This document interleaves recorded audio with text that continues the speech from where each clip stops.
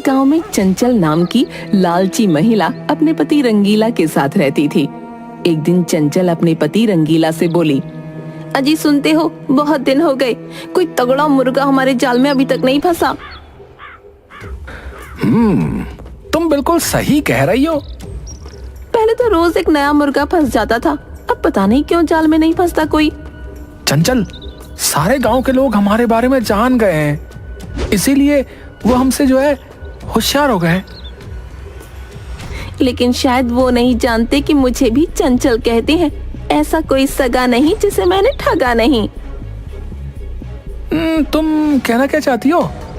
क्या तुम्हारे मन में कोई योजना चल रही है क्या? कुछ दिन पहले तुम भंगार से एक पीतल की मूर्ति चुरा कर लाए थे ना? हाँ, मुझे याद है, लाया तो था। चलो उस मूर्ति को लेकर बाजार चलते हैं और अच्छे दामों में बेच कर आते हैं। लेकिन चंचल, उस मूर्ति को कौन खरीदेगा? अरे कोई ना कोई मूर्ख फंस ही जाएगा। वैसे भी संसार में मूर्खों की कमी थोड़ी ही है। कुएं का मुफ्त का पानी छोड़कर पानी की बोतल पैसों में खरीद कर पीते हैं। बस पानी का नाम बिसलरी हो। ठीक वैसे ही हमें मूर्ति के ऊपर एक झूठ बोलना होगा और कोई ना कोई तो हमारे झांसे में फंस ही जाएगा। चंचल के कहने पर रंगीला मूर्ति लेकर चंचल के साथ बाजार में चला गया और चंचल बाजार में आवाज लगाने लगी, अरे कोई है जो इस पवित्र मूर्ति को खरीदेगा? जो भी इसे खरीदेगा उसके दिन बदल जाएंगे, उसके भाग्य खुल जाएंगे, धन की वर्षा होगी, उसका जीवन खुशियों से भर जाएगा। चंचल की आवाज सुनकर एक व्यक्ति चंचल के पास आकर बोला, ऐसी कौन सी मूर्ति है जिसे खरीदकर भाग्य बदल जाएगा? आँख से अंधे हो क्या? दिखाई नहीं देती मेरे हाथ में चमकती हुई पवित्र मूर्ति? लेकिन ये मूर्ति तो बहुत ही पुरानी मालूम पड़ती है और ये तो कहीं से भी नहीं चमक रही। इस मूर्ति को जब खरीदोगे उसके 2 दिन बाद इसका चमत्कार दिखेगा। वो सब तो ठीक है, लेकिन ये मूर्ति आखिर है किस चीज की? ये तो बच्चों का खिलौना मालूम पड़ता है। ये बच्चों का खिलौना नहीं है मूर्ख, है? जल्दी से इस मूर्ति से क्षमा मांग ले, नहीं तो यहाँ से जाने के बाद ही तुम्हारे बुरे दिन शुरू हो जाएंगे, बता रहा हूँ। और अगर तुम इस मूर्ति को खरीद लोगे तो तुम्हारे दिन सुधर जाएंगे। अगर ऐसी बात है तो तुम इस मूर्ति को बेच क्यों रही हो? अरे हम चाहते हैं कि जिस तरह से हमारा भाग्य बदला है, इस तरह से और भी लोगों का भाग्य जो है बदल जाए। ये मूर्ति कितने की है? पूरे 10,000 रुपए की है। लेकिन जैसे ही 10,000 रुपए की मूर्ति लेकर तुम घर पहुंचोगे, हो सकता है तुम्हें व्यापार में 10 लाख का मुनाफा हो जाए। चंचल की बात सुनकर वो व्यक्ति चंचल की बातों में आ गया और 10,000 देकर वो मूर्ति लेकर चला गया। चंचल और रंगीला पैसे लेकर खुशी खुशी घर आ गए। देखा आपने मेरे दिमाग का कमाल। मान गया चंचल, है तुमने कबाड़ी की दुकान से चुराई हुई मूर्ति इतने महंगे दामों में बेच दी। चलो हमारे 1 महीने के राशन पानी का तो जुगाड़ हो गया। चंचल ने इतना कहा ही था, तभी वहाँ पर गांव का मुखिया क्रोधित होता हुआ आ गया। उन दोनों की ओर देखकर बोला, तुम दोनों की इन गिरी हुई हरकतों से मैं तंग आ गया हूँ। तुम दोनों में शर्म नाम की कोई चीज बची है या नहीं? आप कहना क्या चाहते हैं मुखिया जी? इस तरह से आपको हमारे ही घर में आकर हमें अपमानित करने का कोई अधिकार नहीं। बकवास बंद करो चंचल। तुमने और तुम्हारे पति ने कुछ देर पहले जिस व्यक्ति को ठगा था, वो हमारे गांव का नहीं बल्कि पड़ोस के गांव का था, समझे? तो हम क्या करें, हैं? हमने तो व्यापार किया है। अरे जिसे तुम व्यापार कहते हो उसे मूर्ख बनाना कहा जाता है, समझे? एक तो वैसे भी हमारे गांव में पिछले 3 वर्षों से वर्षा नहीं हुई, पूरा गांव सूखे से ग्रसित है और ऊपर से तुम लोगों की हरकतें।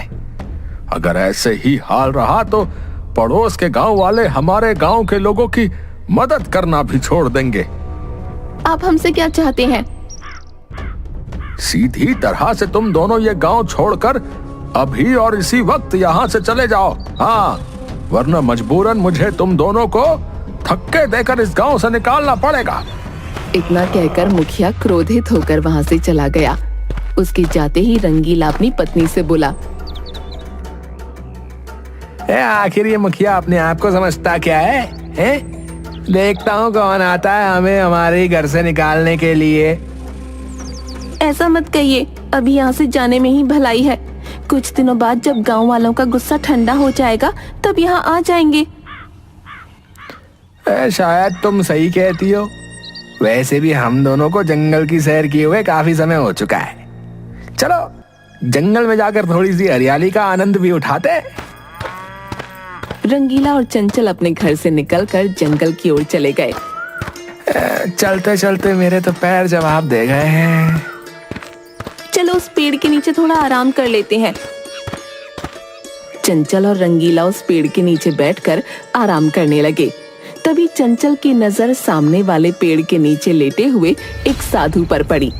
चंचल अपने पति की ओर देखकर बोली, देखो वो सामने उस पेड़ के नीचे एक साधु सो रहा है। सुना है चंचल कि जंगल के अंदर जो भी साधु रहते हैं वो बहुत तपस्वी होते हैं। रंगीला ने इतना कहा ही था कि तभी उस साधु की आंख खुल गई और वो धीरे धीरे कदमों से उन दोनों के पास आकर गौर से देखने लगा। ऐसे आंखें फाड़ फाड़ कर क्या देख रहे हो? तुम दोनों कौन हो और इस जंगल में क्या कर रहे हो? रंगीला रोता हुआ उस साधु की ओर देखकर बोला, साधु महाराज, पिछले 3 वर्षों से हमारे गांव में वर्षा नहीं हुई। सारी फसलें सूख चुकी है। अब तो गांव में भूखमरी फैलने लगी है। मुझसे क्या चाहते हो? अजी आप हमें कोई ऐसी चमत्कारिक वस्तु दे दीजिए जिससे हम अपने गांव वालों की मदद कर सकें। चंचल की बात सुनकर वो साधु बहुत ही रहस्यमयी अंदाज में चंचल से बोला, तुम दोनों के चेहरों में मुझे सच्चाई नजर आती है। मैं तुम्हें एक ऐसी वस्तु देता हूं जिसे तुम किसी भी चीज में स्पर्श करोगे तो वो चीज सोने की बन जाएगी और उस सोने को बेचकर तुम अपने गांव वालों की मदद कर सकते हो। साधु की बात सुनकर रंगीला और चंचल की आंखों में चमक आ गई। तो फिर देर किस बात की है साधु महाराज, लाइए ना वो वस्तु हमें दीजिए।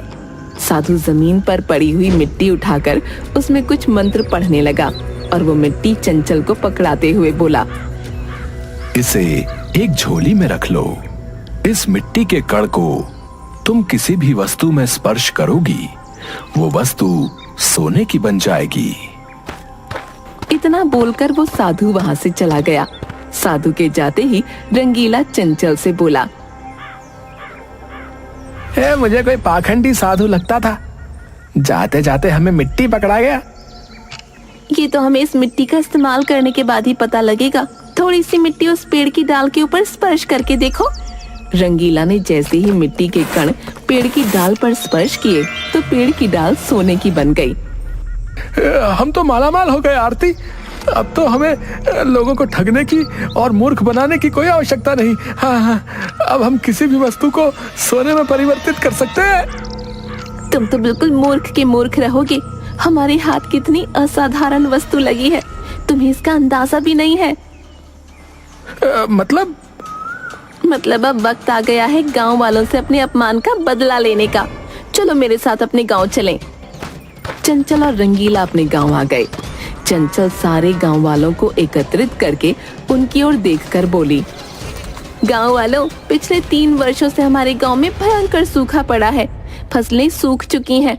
धन की वजह से सभी लोग भूख से बेहाल हैं। मैं तुम सब गांव वालों की मदद कर सकती हूँ। गांव का एक व्यक्ति चंचल की ओर देखकर बोला, अरे तुम हमारी मदद कैसे कर सकती हो? सारा गांव जानता है कि तुम और तुम्हारा पति सिर्फ दूसरों को मूर्ख बनाना जानते हैं। तभी उस भीड़ में से मुखिया भी निकलकर बोला, तुम सही कहते हो। इतना बोलकर मुखिया चंचल से बोला, चंचल, हम सब वैसे भी परेशान हैं। अब तुम लोगों को ठगने का कौन सा नया तरीका लेकर आई हो भाई? मैं कोई ठगने का तरीका लेकर नहीं आई मुखिया जी। मेरे पास एक ऐसी वस्तु है जिससे मैं किसी भी वस्तु को स्पर्श कर दूं ना तो वो सोने की बन जाए। अगर आपको विश्वास नहीं होता तो ये चमत्कार मैं आपकी आंखों के सामने करके दिखा दूंगी। इतना बोलकर चंचल ने एक लकड़ी पर मिट्टी के कण फेंक दिए। लकड़ी सोने की बन गई। ये चमत्कार देखकर मुखिया आश्चर्यचकित होकर बोला, तुम्हारे पास ये चमत्कारी वस्तु कहाँ से आई? वो सब छोड़ो मुखिया जी, मैं सब गांव वालों की मदद कर सकती हूँ, लेकिन एक शर्त पर। कैसी शर्त? तुम सब गांव वालों को मेरी गुलामी स्वीकार करनी पड़ेगी।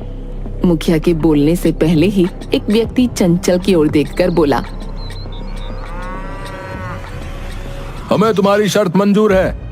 हमें तो बस अच्छा भोजन, साफ पानी और कपड़े ही चाहिए, जो कि धन से खरीदे ही जा सकते हैं। तो फिर ठीक है, मैं तुम्हारी मदद करने को तैयार हूँ।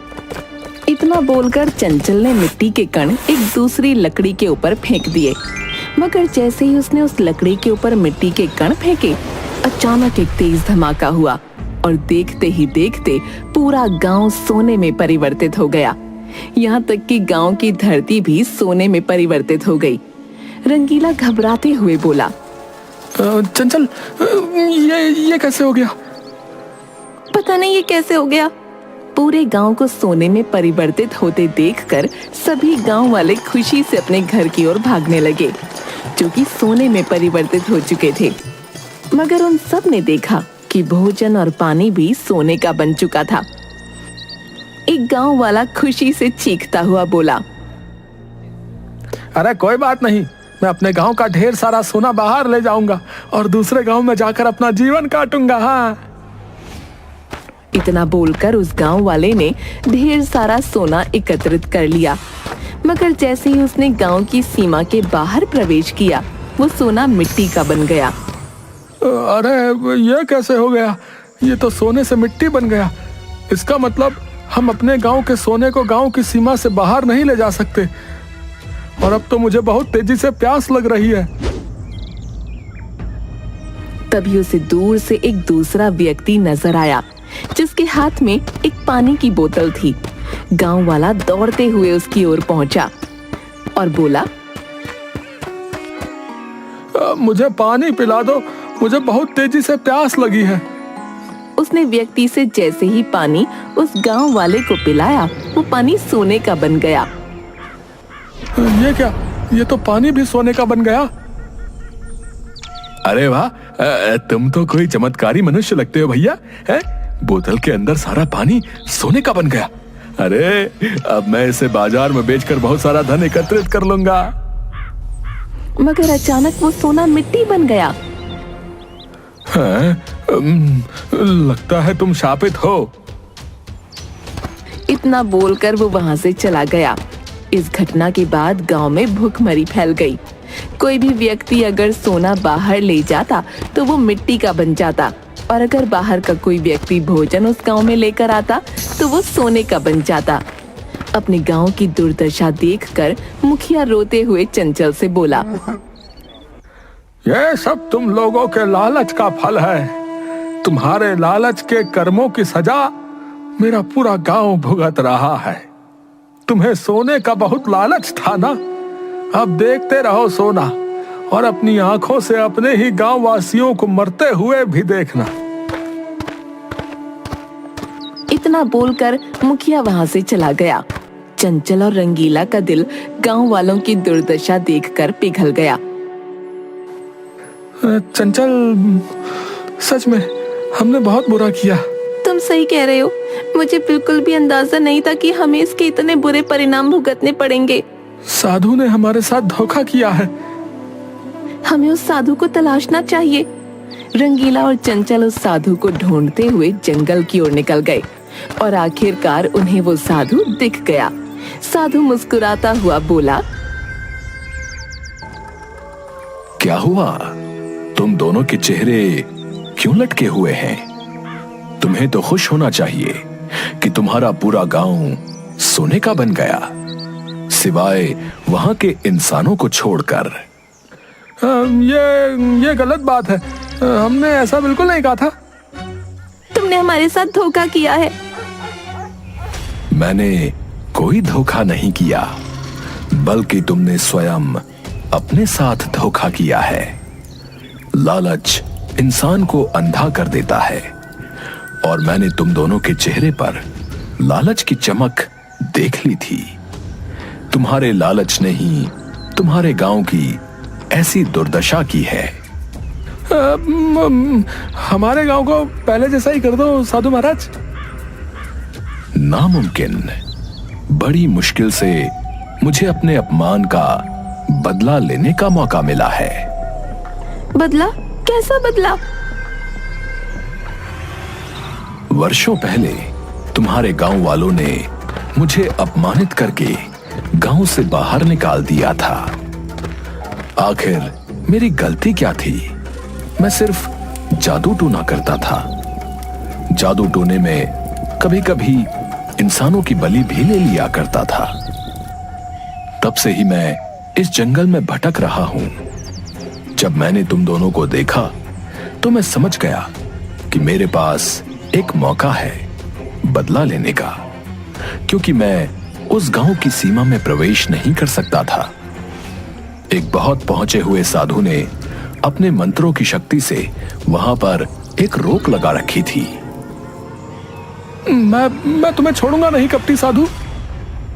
इतना बोलकर रंगीला ने जैसे ही उसे पकड़ने की कोशिश की, अचानक वो धुआं बनकर उड़ गया और बोला, मूर्ख, पकड़ा तो जीवित लोगों को जाता है, आत्मा को नहीं।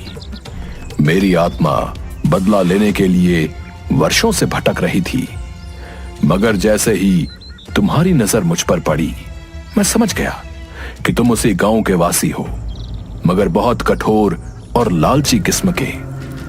मेरे जैसी काली आत्मा को तुम्हारे जैसे बुरे इंसान ही देख सकते हैं। इतना बोलकर धुआं गायब हो गया।